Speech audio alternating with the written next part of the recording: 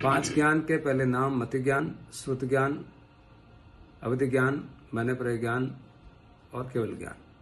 परोक्ष ज्ञान का मतलब है जो इंद्रियों के सहारे दिखता तो अंत में आत्मा ही है, जिसको अपन भावेंद्र बोलते हैं, लेकिन इंद्रियों की सहायता यानी कि आंख, कान, नाक, स्पर्शन, इन इंद्रियों का साथ में लेकर के जब हम कोई चीज देखते जानते हैं वो मति ज्ञान है।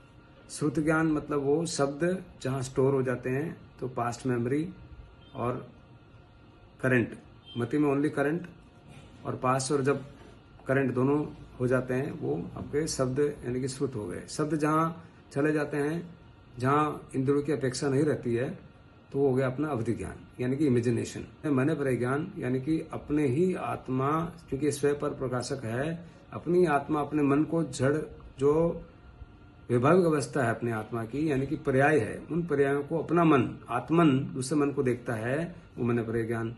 तो क्योंकि उसमें कोई इंद्रियों की, आंख की, कान की जरूरत नहीं है, और जब उन विचारों को देखते देखते विचार भी विलुप्त हो जाए, सिर्फ आत्मा में ठहरना हो जाता है, तो केवल ज्ञान हो गया।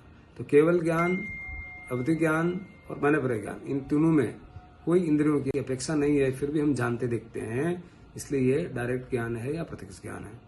मति ज्ञान, श्रुत ज्ञान में अपने इंद्रियों की अपेक्षा है, इसलिए उसको अपन इनडायरेक्ट यानी कि परोक्ष ज्ञान बोलते हैं।